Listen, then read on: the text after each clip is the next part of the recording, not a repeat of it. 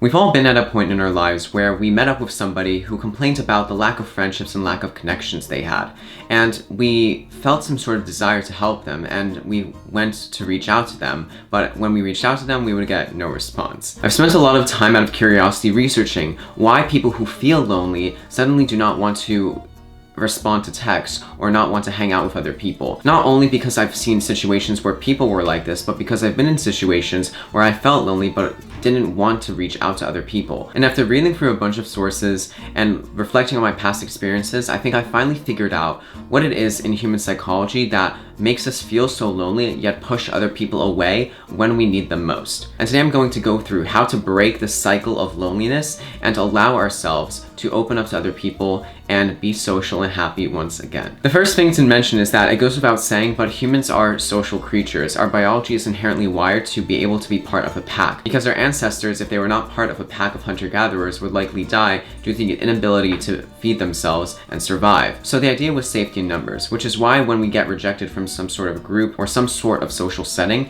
it really hurts us internally because we give ourselves the fear ancestrally that we're going to die. But oftentimes the way this feeling of loneliness starts to creep up on us, or me in particular I found, is I reach out to a friend to get dinner or hang out, and then I get rejected for whatever reason, and then I go on to ask another friend, and then they say no, and then it all sort of catapults into my brain telling me that I'm getting rejected left and right and that I should isolate myself because nobody seems to want to reach out. So this feeling of isolation can quickly spiral from a bunch of other situations going inside their brains and telling us, okay, we're getting rejected from our social group, from the people that we are closest to, we have to go into the state of loneliness and hibernation. So ancestrally or biologically, when we get into the state of getting hurt or rejected from a group of people, the biological response is to feel lonely and to isolate ourselves from other people. It's best summed up in the idea of the hedgehog principle, which states in simple terms that when hedgehogs want to huddle together for warmth, they get close to each other, but then they prick each other and feel hurt when they get too close to each other. So to analyze this a bit, there's always some sort of risk when we get closer to people. When we want to get to know someone better, we have to open up to other people with vulnerability, and it is inherent in the vulnerability that there may be some sort of risk of betrayal, of some sort of risk of getting hurt by that other person when we tell them something that we don't tell other people.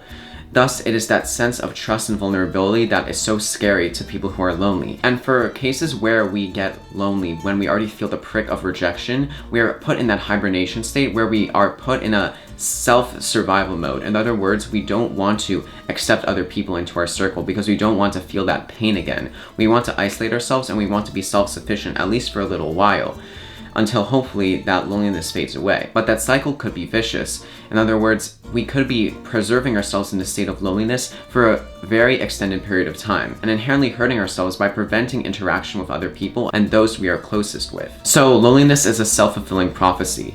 We feel lonely because we get rejected a few times, or something in our lives happens that makes us feel rejected, and we reject other people's attempts at reaching out to us, thus making them feel a little more lonely, and thus isolating everybody that we are closest with and preventing ourselves from being reached out to, because the last time that friend reached out to us, they got rejected. So if we keep going with this cycle, it could eventually lead to a very negative life where we're not able to connect well with people because we keep pushing them away whenever we feel lonely. So I wanted to understand what was causing this and how I would be able to get out of this, or how humans would be able to fix this. I found that the cure to loneliness all comes back to one word: vulnerability. And I have a whole video about this topic, which I linked above and in the description, based on Brene Brown's book Daring Greatly. But the general idea of vulnerability is that it is courageous to open up to other people and not something that we should be ashamed of. It is brave to be able to tell people about the parts of our lives that we don't necessarily want to share. But again, vulnerability has a fine line between oversharing. Oversharing and telling a bunch of people all the deep personal trauma in our lives is not something that we should do, because one, it puts off other people from getting close to us, and it is not a great way to cultivate friendships and make us feel better about ourselves.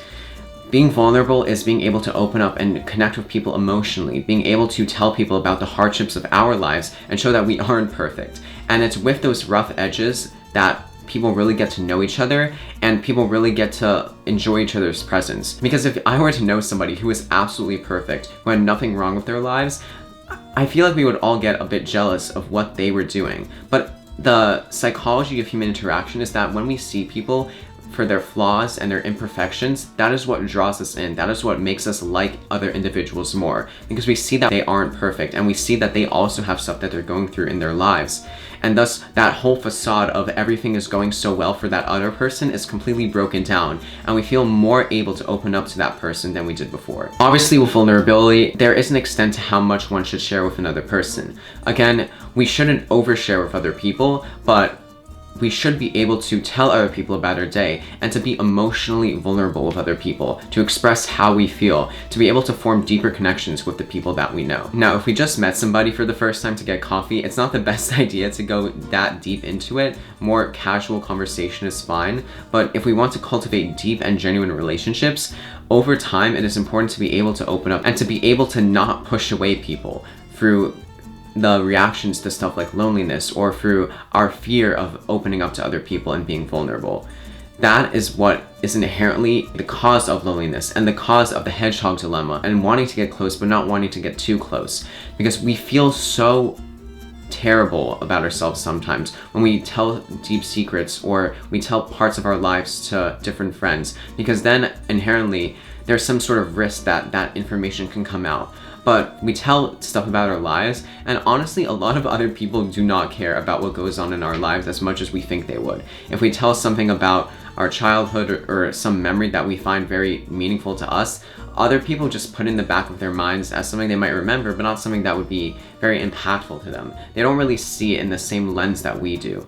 So having the power to be vulnerable and to express our emotions to friends, family, people we know best, is something that inherently will help us to be able to get out of the rut of loneliness. And simply reminding ourselves that when we get rejected a few times or we start to feel lonely, that we have a great network of people to support us, that is what's going to help us get out of that rut of loneliness and that self-fulfilling prophecy of getting more and more lonely. So if you are on the other end of a friendship and you reach out to a friend but they don't seem to be reciprocating, but then when you see them in person they may say that they want to meet up, it's honestly up to a judgment call, because sometimes people do not want to interact with a certain individual in particular because they don't find that they have a great connection with that other person. In an ideal scenario, each friendship would be 50-50, with one person reaching out and then the other person reaching out and so on and so forth.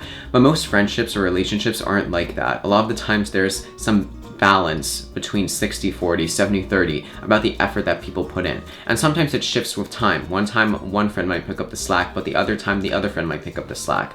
So in terms of finding that balance, it's important to realize that with friendship, it's never going to be perfect. And it's important to not get petty over the small things like texts or someone forgetting to call someone back. Again, if this is the beginning of a relationship, there's so many red flags coming up, then it is probably likely that this relationship should not be developed. But if this is a friendship that has been forming for a long period of time and some minor things are coming up like that, I find that communication is the best remedy, because then you get to understand the other person. Communication is key.